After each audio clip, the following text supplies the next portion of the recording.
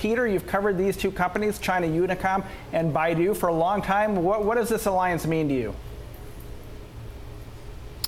Well, it's an important step for both companies at this point. The Chinese government has been looking for ways to improve the efficiency of the state-owned enterprises throughout the economy. That's from the oil companies, the railroad companies, and the telecom companies. The telecom sector is really dominated by these three companies.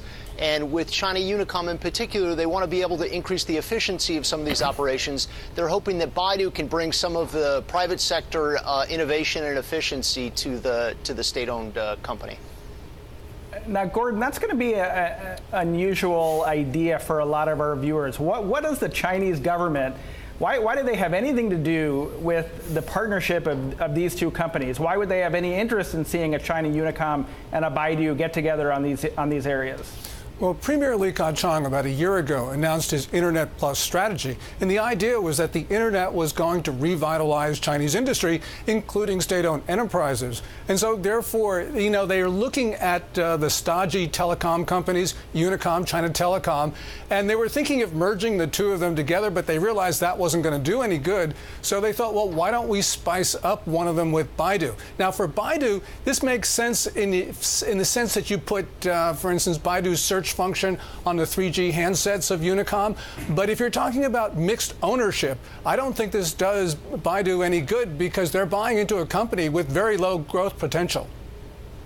Well, what does it do for Baidu, if anything? I mean, they already have some of these distribution agreements with the large mobile carriers in China for their technology. Yeah, I don't think it does very much, because you also got to remember that Baidu has a partnership with China Telecom.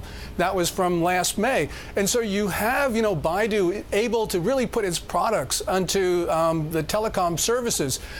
So I don't know what this does for Baidu. I know what it does for Unicom, because when they announced on October 22nd that, they were thinking of this mixed ownership scheme and participating in it, China Unicom stock really soared in Hong Kong. But for Baidu, it doesn't do them any good at all. I think it just weighs them down. Now, Baidu's a company in trouble. They had a very bad quarter in the sense the first quarterly drop in revenue since 2005 when they went public. But nonetheless, I just don't see how this would help.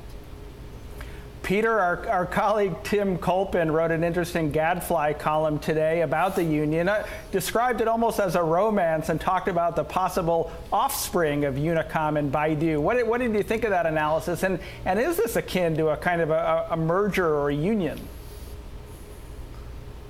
Well, I think it's the beginning of a potential romance, to stick with Tim's potential analogy here. The two companies are trying each other out. This is a relatively low investment form of cooperation between the two companies at this point. I mean, as mentioned before, Baidu is struggling here. Baidu has fallen behind the other leading internet players in China, Alibaba and Tencent in particular. They've tried a number of different strategies, including this online to offline strategy. They've been investing in artificial intelligence. And this is an experiment. Perhaps the romance goes someplace, perhaps it doesn't.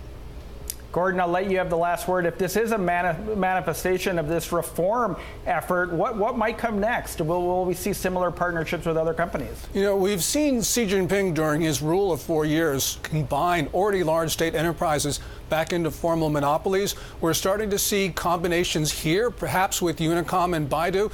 This isn't going to help. The Japanese tried doing this in the 1980s, and everyone liked it at the time, this sort of convoy system. But ultimately, it didn't work out. And I don't think it's going to work out for China either, because what plagued the Japanese is going to plague the Chinese as well.